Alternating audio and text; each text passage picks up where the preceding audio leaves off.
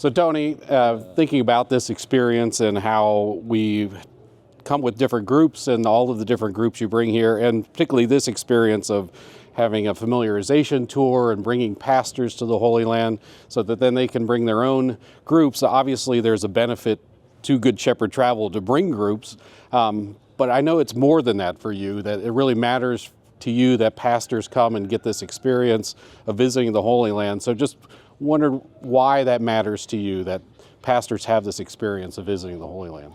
It matters very much because, growing up here in this land, seeing all the pilgrims come to the Holy Land and not get the chance to spend time in places where Christians dwell. And it leaves a bad taste in one's mouth when you see all of these Christians to come to the Holy Land and don't even get to see any Christians in the Holy Land. And that really what triggered Good Shepherd Travel. I wanted to make sure that when I'm organizing these trips that they're actually spending time with the living stones. It makes a huge difference to the community here and the hospitality of the Palestinian people that we're meeting with and that we build relationships with here. What do you think makes Palestinian hospitality so special that stands out? Oh, it's all ingrained in the culture, the culture of the people, the land. I mean, some of the cultural aspect we learned is thousands and thousands of years ago, and it just is we're just welcoming people, part of the culture. Yeah. For as long as I remember.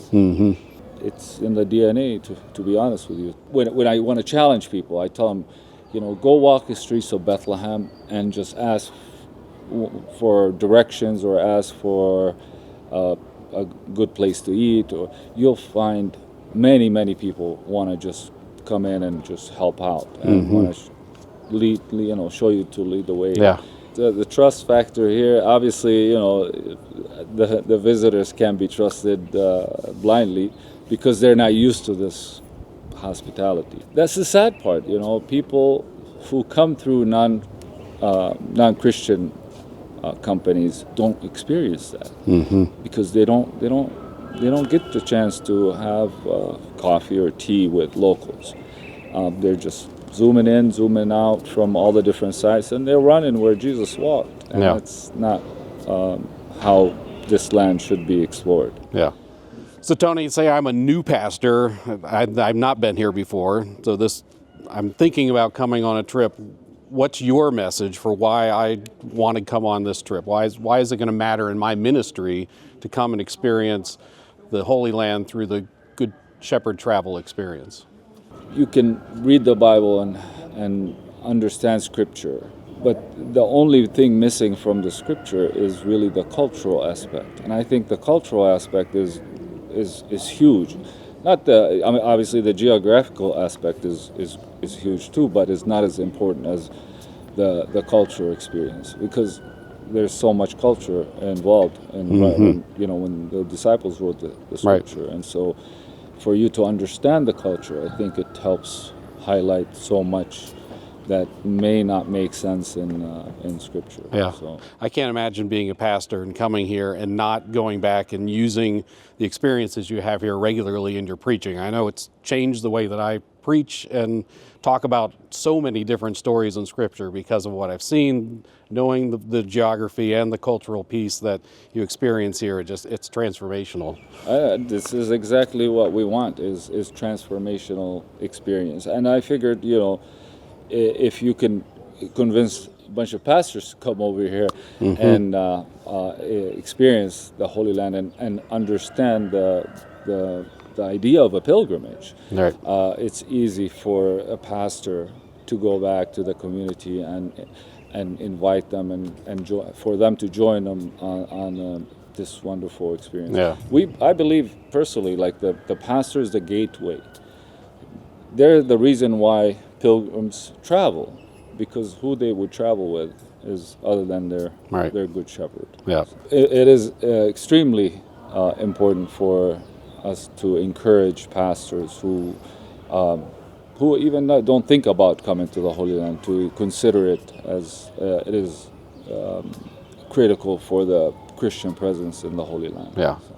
I found it just transformational too for the relationships that I have with some of my parishioners that have experienced this with me. And then for so many of them too, their understanding of the situation for Christians in the Holy Land was much narrower before they came here and they met Christians and they were guided by Christians, and it wasn't something that was political or you were trying to emphasize something in particular. It was simply, here's our lived experience, and you go through the checkpoints and their eyes are open in a new way to the real lived experience of being a Christian in the Holy Land and the challenges that brings. This is another emphasis on this point, where 90% of tourism come to the Holy Land don't experience what you experience for a variety of reasons. And the main reason is that they're operated by non-Christian organizations. Right. So I can tell such a huge difference when I talk to someone who's been here and say, oh, what was your experience like? And they start talking about everything that they did in Israel. And so, oh, did you get over into the West Bank? Did you get to meet Christian? Oh, no. It's as if that, It's funny you mentioned that, because most of the time when I meet people in the States, they ask me, where you from? I say, I'm from Bethlehem, I'm a Christian. Oh, how long you been a Christian? That's the first question I get. Sadly, that's the story, that most people think this country does not have any Christians. Right. And although we are less than 1% of the population currently, we hope that we are able to, by bringing pilgrims back, to be able to help maintain that 1% to stay here. So. It's hard, but talking to one young Palestinian who was moving to the States, and his family said, we want to come back. They don't want to stay in the States because they just miss the culture here and the friendships and the relationships they have. And so we can make it possible through our participation and travel here for them to be able to sustain a living. It makes a huge difference. It's definitely huge, and I appreciate you taking a leap of faith in 2017. Yeah. And here we are, 2026, 9 years later, that you're helping lead pastors. That's amazing. Thank you. It means so much to me. I appreciate it.